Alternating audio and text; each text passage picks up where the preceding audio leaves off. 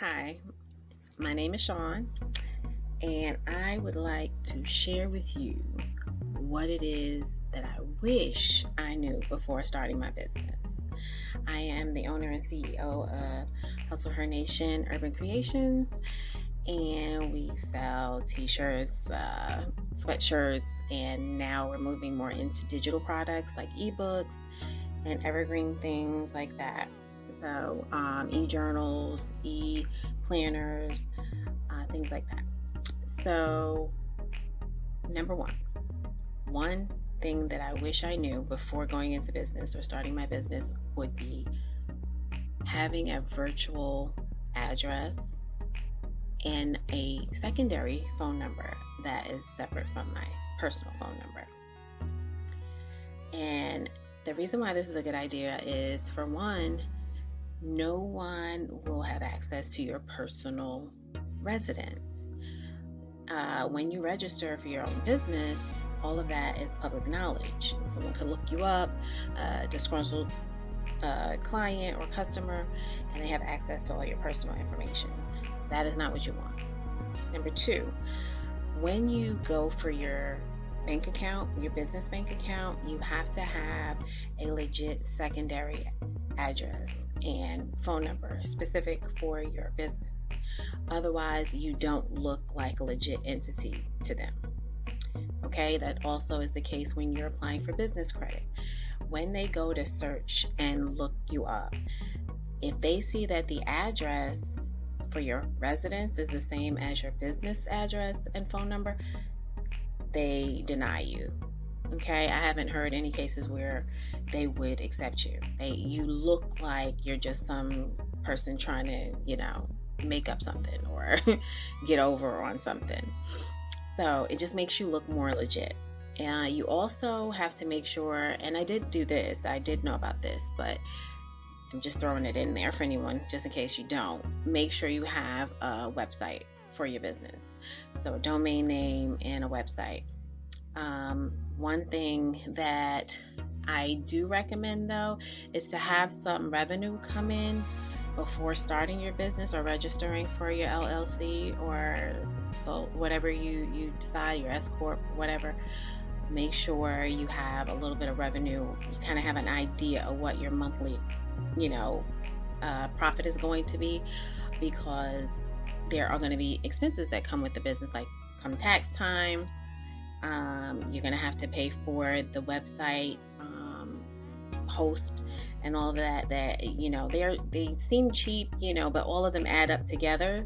Like, it's $29.99 here, it's $19.99 over here for this or that, and they all add up. And then, just to maintain your business, you have to have something coming in so that the business is paying for itself, as opposed to you having to, pull out of your own personal funds, or maybe you have a job that pays for all your living expenses, but then now you have to pull from that to pay for your business, and that's not really what you want to do. Another thing is, don't use Google Voice.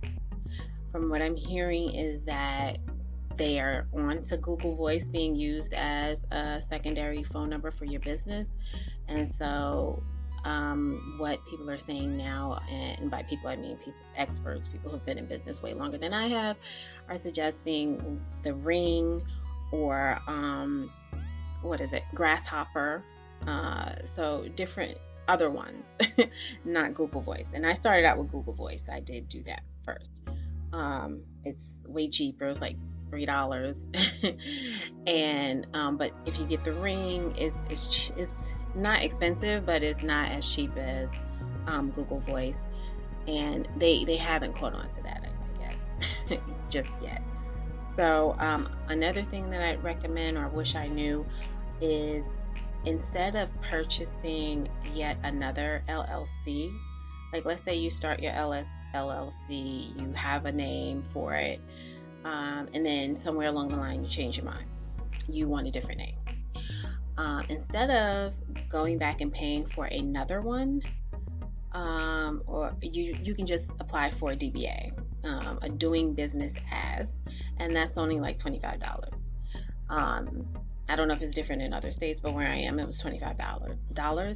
So that's way cheaper than having to pay like 200 and something or 100 and something for, creating a whole nother LLC. So that's another thing. What else? Another thing I wish I knew is, like, let's say you have a business that has products, right? But you need all of these different things to support that. So you start buying up all these supplies and things like that. I would recommend holding off on doing too much of that purchasing to start doing something. Just start doing, and then as you start selling and profiting off of whatever that product or service is, then purchase more as you need, as opposed to just buying. I say that because at least with me, it became kind of like that analysis paralysis thing, because you have so many choices. Oh, I'm going to get that because I have an idea to do with this. Oh, I know what to do with that. I'm going to do this, as opposed to just getting something, doing it, executing, and then getting something else, and then executing that. Because I feel like I started getting analysis paralysis and just getting stuck and overwhelmed at times, So that was just what happened for me. So hopefully some of that helps you.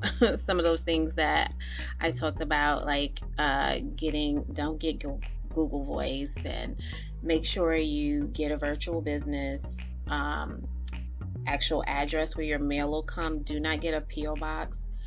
And get a virtual, a secondary phone number to use, because when you fill out for your business bank account, you're going to have an actual location that's legit, that's not a P.O. box, and have your website and your website domain already set up, so that when they go, because they're going to pull up your website, it's already an actual website. It's not some blank page or whatever to be on the way or whatever.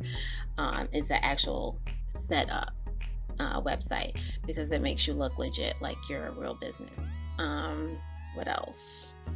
I think that's pretty much it.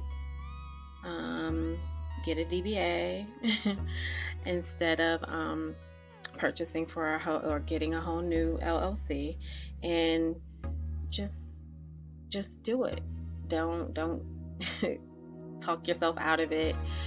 Don't let fear overcome your ideas and what your dreams are as far as getting your business going. And if possible, get a mentor who is in the same business as you, that is doing it, that is successful in doing it, that can guide you along the way.